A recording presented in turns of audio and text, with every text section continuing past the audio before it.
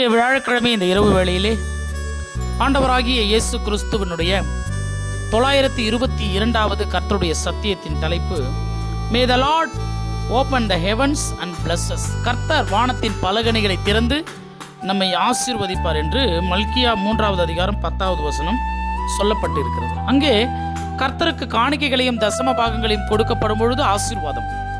ஆனால் பல கனிகள் என்று சொன்னால் அது கர்த்தராகிய தேவனுடைய யுத்தங்களையும் இந்த பூமியிலே குறிக்கிறது. ஆசீர்வாதம் மட்டும் வானத்திலிருந்து வராது. நமக்கு எதிரான சத்துருக்களை வீழ்த்தவும் பல கனிகளில் இருந்து கர்த்தர் தம்முடைய வல்லமையை கொடுக்கிறார் என்ற ஒரு சத்தியம். இஸ்ரவேல் ஜனங்கள் இந்த பூமியிலே கர்த்தருக்கு விரோதமாக வாழ்ந்ததினால் கானானியர்களிடத்தில் தேவனாகிய கர்த்தர் ஒப்பு கொடுத்தார். அவங்க அடிமையா இருந்தாங்கன்னு வச்சுங்களேன்.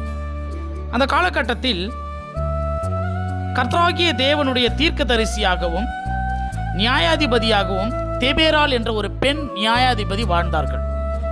அவர்கள் தங்களுடைய பேரிச்ச மரத்துக்கு கீழே இருந்து கர்த்தருடைய ஒரு வல்லமையான தீர்க்க தரிசனங்களையும் நீதி நியாயங்களையும் விசாரணைகளையும் செய்து வந்தார்கள்.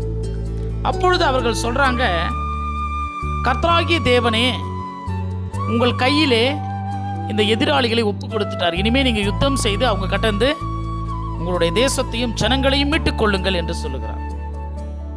யாப்பின் என்னும் கானானியரிடத்தில் அன்றைக்கு அவங்க விற்று போட்ட ஜனங்களாக இருந்தார்கள் இஸ்ரவேல் ஜனங்கள். அவர்களுடைய சேனாதிபதி சிரேசா 900 இரும்பு ரதம் வச்சிருந்தான். ஏறக்குறைய 20 வருஷமா கொடுமையாய் அவர்களை நடத்தி கொண்டு வந்தான். இப்பொழுது தேவனாகிய கர்த்தர் வானத்தின் பல கனிகளில் இருந்து இந்த ஜனங்களுக்காக யுத்தம் செய்ய தேபேரால் என்ற ஒரு பெண் நியாயாதிபதியை அவர் துணையாய் கொடுத்தார். அப்பொழுது இந்த பூமியிலே நியாயாதிபதிகளோடு ஒரு வசனம் உண்டு. பாராக் என்ற ஒரு போர் வீரன்.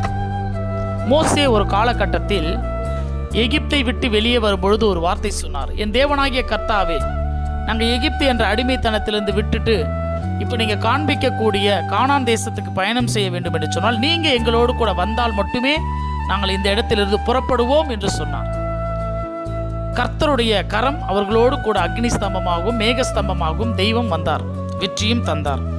இங்கே இந்த பாராக் என்ற ஒரு போர் வீரர் நியாயாதிபதி ஆகிய இந்த தெபேராலிடம் சொல்லுகிறார், நீ என்னோடு கூட யுத்த களத்தில் வந்தால், நீர் என்னோடு கூட வந்தால் நான் போரில் வெற்றி பெறுவதற்கு செல்வேன் என்று சொல்லுகிறார்.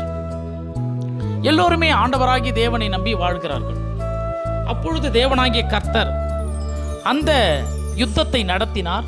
கடவுள் அவர்களோடு கூட துணையாய் இருந்தார். அப்பொழுது சிரேசா என்ற ஒரு யுத்தத்தினுடைய தளபதி அந்த யுத்த களத்திலிருந்து எல்லாரும் அழிந்து போயிட்டாங்க. அவன் மட்டும் தன்னுடைய ரதத்தை விட்டு இறங்கி ஊருக்குள்ள போக ஆரம்பிச்சிட்டான், கால்நடையாய் எங்கேயாவது போய் ஒளிஞ்சிக்கலான்னு சொல்லிட்டு. அப்பொழுது அவன் போகும்பொழுது வசனம் சொல்லுகிறது, யாக்கேல் என்ற ஒரு பெண்மணியினுடைய வீட்டிற்குள்ளாக அவன் போய் நிற்கிறான். இந்த யாக்கேல் என்ற பெண்மணி வீட்டிற்குள்ளாக அந்த சிரேசாவை அழைத்தார்கள்.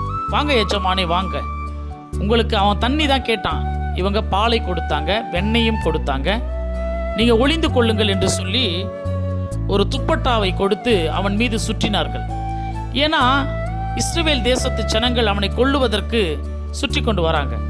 இந்த அம்மா இவனை காப்பாத்தன்னு சொல்லிட்டு இவன் நம்பி வந்தான். அந்த அம்மா தேவனாகிய கர்த்தர், இஸ்ரவேலின் தேவனாகிய கர்த்தருடைய சேனைகளை தெய்வமாக வணங்கக்கூடிய ஒரு பெண்மணி, ஒரு எதிராளி, நம்முடைய தேசத்தை ஒடுக்கினவன், எதிராக யுத்தம் செய்தவன் நம் வீட்டிற்கு புகுந்திருக்கிறான் என்று சொல்லி ஒரு பெரிய ஆணியை தன்னுடைய இடது கையில் எடுத்துக்கொண்டு, ஒரு பெரிய சுத்தியை தன்னுடைய வலது கையில் வைத்துக்கொண்டு, அந்த துப்பட்டியில் போர்த்தப்பட்ட அந்த சிரேசாவினுடைய நெற்றியிலே அடித்த ஆணி, ஒரே ஆணி ஒரே அடி, அவன் சுருண்டு கொண்டு கீழே விழுந்தான். அந்த ஆணி போய் தரையிலே குத்தியது, அவன் இறந்து போனான். ஆகவே இந்த காரியங்களிலே யுத்தத்துக்கு போயிட்டாங்கன்னா யார் யாருடைய அந்த யுத்த குதிரைகளும் அந்த ரதங்களும் திரும்பி வருகிறதோ அவர்கள் உயிரோடு இருக்கிறார்கள் என்ற அர்த்தம். வரலன்னு சொன்னா அவங்க இறந்துட்டாங்கன்னு அர்த்தம். இப்ப இறந்து போன இந்த சிரேசாவினுடைய தாய் வீட்டு பலகணிகள் வழியாக தன்னுடைய மகனுடைய அந்த யுத்த குதிரையோடு அந்த ரதம் வருகிறதா என்று பார்க்கப்படும் பொழுது வரவில்லை. அவள் அழுது புலம்புகிறாள்.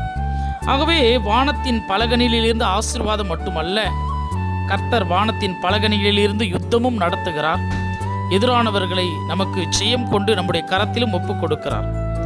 ஆதியாகமம் 7வது அதிகாரம் 11வது வசனத்திலே நோவாவுக்கு 600 வயசு 2வது மாதம் 17ஆம் தேதி நடக்கும் பொழுது வானத்தினுடைய ஊற்றுக்கண்கள் மதகுகள் எல்லாம் திறந்து 40 நாள் தொடர்ந்து மழை பெய்து அந்த உலகத்தில் உள்ள எல்லா ஜனங்களையும் அழித்தது.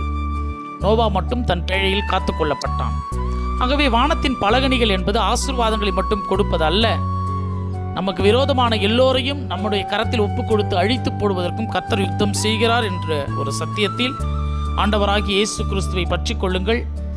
வானத்திலிருந்து இயேசு கிறிஸ்து வரப்போகிறார் பூமியை நியாயம் தீர்க்க. அதற்குள்ளாக இயேசு கிறிஸ்துவனுடைய ரட்சிப்பையும் அவருடைய ஆசீர்வாதத்தையும் பெற்றுக்கொண்டு நாம் பாதுகாக்கப்படுவோம், கர்த்தரால் ஆசீர்வதிக்கப்படுவோம். நாளைய தினத்தில் வேறொரு தேவ செய்திகளோடு நான் உங்கள் காட் சர்வன்ட் சகரியா சதீஷ்குமார்.